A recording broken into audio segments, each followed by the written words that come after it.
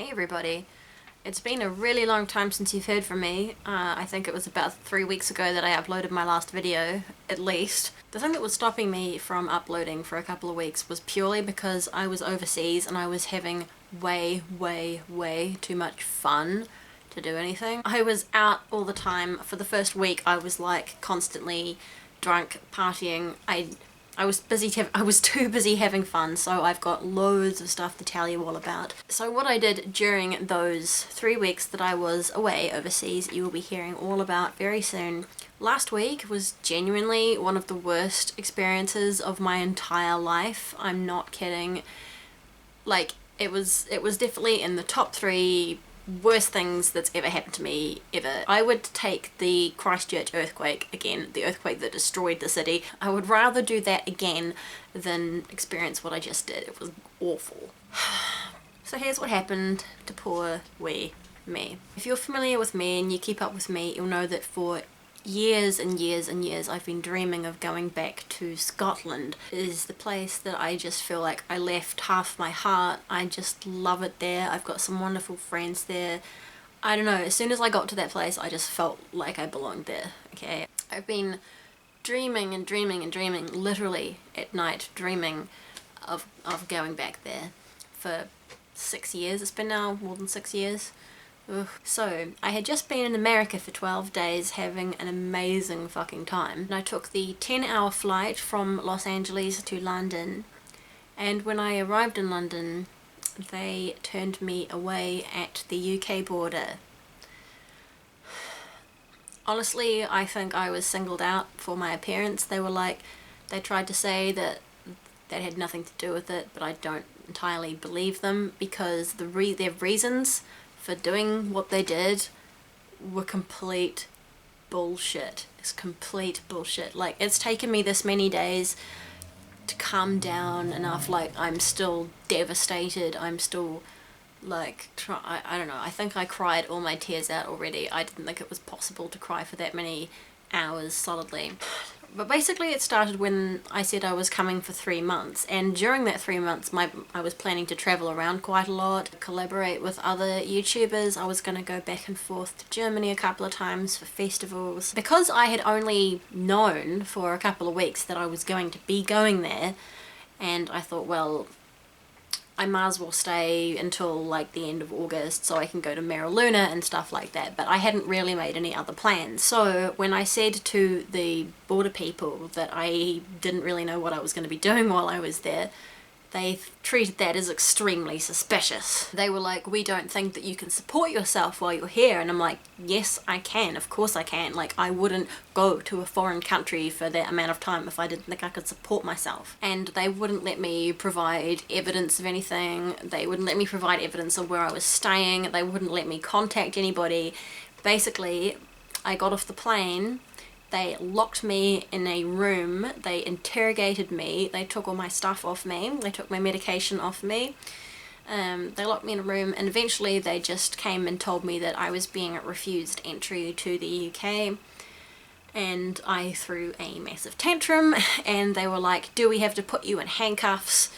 I said, no, that will not be necessary, and I just cried and cried and cried and cried and cried and cried more than I've ever cried before. I was devastated. It was like, here are my dreams all dangling in front of me, and then to just have it snatched away from me for nothing.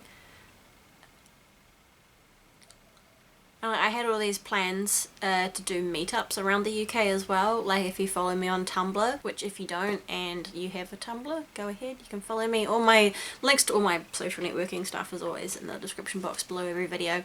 Anyway, they wouldn't give me internet access, so I couldn't access my bank account or anything or contact anyone to prove anything. You know, they gave me this piece of paper saying you haven't provided evidence of where you're staying, you haven't provided evidence of how much money you have. I'm like, well, you haven't let me give you this information. Like, I can give it to you, just anything you want me to prove, I can prove it, just let me do it. And they didn't give me the fucking chance. They just left me locked in this room by myself for fucking hours and hours. And they just were talking to me like I was this complete piece of shit, like I was some scumbag criminal. And I'm not used to that, okay? And so I have this panic disorder. I think I was freaking out more about it than the average person might do. Like, I actually have, like, ruinous anxiety, like, it's really bad, and they weren't letting me have my medication and stuff. And then they started thinking that I was gonna try and kill myself, which I'm like, I'm not gonna kill myself, I just need my medication. They're like, oh, I don't know, it's pretty strong stuff, blah blah blah. Ugh. Anyway, I got put in the back of a van in the middle of the night, escorted to this detention centre through 3 locked electronic gates, and taken into this place, locked in there, and put in a room. And I'm like, this place is a jail, isn't it? They're like, oh no, it's not a jail, it's a removal centre or something. And I'm like, it's a jail, it's a jail. Like, the room I was in, it was a cell. There were bars on the windows, there was like one of those little holes in the door with the little flap on the other side. Like, you were given 5 minutes twice a day to get fresh air, kind of thing. I wasn't allowed any electronics, I wasn't allowed internet access, I wasn't allowed anything made of glass, I wasn't allowed a mirror, I wasn't allowed my medication, everything. I had to take a few items out of my luggage. And they kept trying to tell me that this place was nice. It was not nice. It was awful. And the next morning I was speaking on the phone to the New Zealand ambassador, who was very nice. It was so nice to hear a friendly voice, because everyone I'd spoken to had just been an absolute bastard. Had just been some horrible cunt and just spoken to me like I was a real piece of shit. Like I'd done something wrong, and I hadn't done anything wrong. So the New Zealand ambassador said that I should put in a complaint, because it's bullshit. You know, kicking me out of this country that I've just arrived in, having not done anything wrong, saying that I can't provide evidence of X and Y when they haven't asked to see it, they won't let me give it to them. It was fucking ridiculous. They went through my luggage so many times.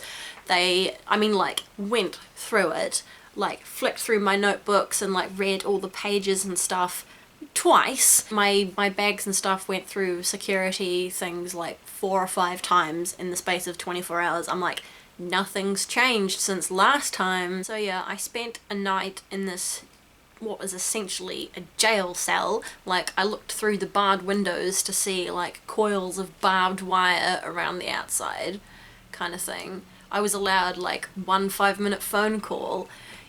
Showers and everything were at like certain times of the day. It was a jail. It was a jail. It was, I guess, if anything, it's an interesting story, and it's an interesting experience to get to see that aspect of life and what it's like to have your liberties taken away. But I would rather not have experienced it, and I resent those people for doing that to me. I resent that it happened, and it's absolutely crushing. Like, I don't know, just the fact that I've 6 years dreaming of going back and they just turned me away just like that. Some innocent fucking Kiwi.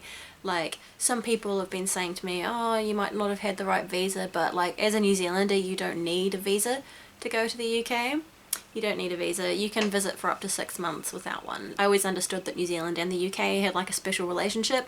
Guess not. If they're willing to refuse entry to an innocent Kiwi who hasn't done anything wrong, who's not planning anything shady, I have no fucking idea what they thought I was up to. But after the night in the detention centre, they escorted me back to the airport and put me on a plane to Hong Kong. And from Hong Kong they sent me to Auckland, and I wasn't allowed my passport or anything during this time. So they sent me back to Auckland, and I tried saying to the people there, I'm like, I don't live in Auckland, I live in Wellington. And they're like, oh, we don't care where you live. You don't get to go to a city of your choosing, we just put you into your country. But fortunately, Mr. L was kind enough to sort me out, and he booked me a flight from Auckland to Wellington for that day, so I was able to come home. It was a nightmare. All in all, I was awake for 3.5 days. That is a record for me. I was seeing things. I was sitting in airports, like in the Hong Kong airport. I sat there for 5 hours, just like feeling like I was bobbing around on the ocean. I'm like, how many days do I have to stay awake before I go crazy? Like, how long is it going to take before I go mental? And it gets even better, The day I got back, my grandfather died. Just kind of randomly. It's all been a bit too much to deal with, really, and I'm sorry that you haven't seen me for so long and then I come back to you with this massive bad news. And I feel bad because the night after I got back, the night after I got sent back to New Zealand was Mr. Owl's 40th birthday party, and I just hid in my bedroom because I was exhausted and miserable, and like everybody I've spoken to, like I'm sure that I'm just bringing them down because I am so fucking sad. I'm just so sad. I really am. But I'm trying to just stay focused and just work on doing the next thing, figuring out how to get back, talking to the British High Commission so I can figure out how to get back. So what was supposed to be a 3.5 month trip got cut off after 3 weeks. But I refuse for the adventure to end here. I do, that's bullshit. Everything was vastly improved when I got back here though, and at Mr. Owl's birthday, all my friends just had got together and put together I cried when they gave it to me. They'd all gotten together and put all these gifts and things together for me. It was so unbelievably thoughtful. I wept. There was my favourite energy drink, there were toys and sweets and makeup and kitchen things and booze and their art and stuff, and I just felt absolutely so blessed to have friends as lovely as I do, and I don't feel worthy. Ugh, my friends are way too good for me. Way too good for me. I am not worthy. So it was nice to come back into this love tornado, as Mr. Owl put it. I guess that more than made up for the horror of the few days during that experience of being refused entry to the land of my ancestors. My whole family is Scottish, I have a Scottish surname, I have a clan and shit, and to be turned away is absolute bullshit. That's what happened, and I'm still trying to get over it.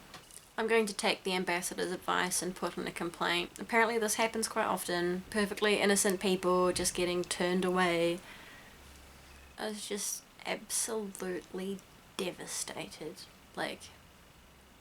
I'm trying to cheer up, but it's pretty hard.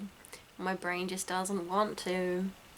Just doesn't want to cheer up, wants to be sad, and I'm hoping that feeling goes away eventually. Sorry for the long absence. Things will get back to regularly scheduled programming, so if you've not already done so, please subscribe to my channel to keep up with my lovely stuff. For others travelling to the UK, I hope that doesn't happen to you. Just make sure that you've got everything on hand that you could possibly require, even if you think you're not going to need it. I was told by my travel agent that I wouldn't require any documents or anything except for a return ticket, which I had. I had a return ticket and everything to get back to New Zealand, and we thought that there would be no issues at immigration or anything because I can prove that I've got a ticket home.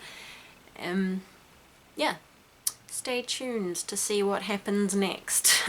Alright, well thank you very much for watching. And now we'll go back to our regular twice weekly videos, and hopefully they'll be a lot cheerier. And yeah, this is not the video that I hoped to be posting. I resent the fact that this has happened, but I'm not gonna let it ruin me or ruin my life or anything, because fuck that. I guess the next stuff I put up, you'll be able to find out what I did while I was away, which was amazing. So that's the story about the night I spent in It's Not a Jail. Take care and see you next time. Bye bye.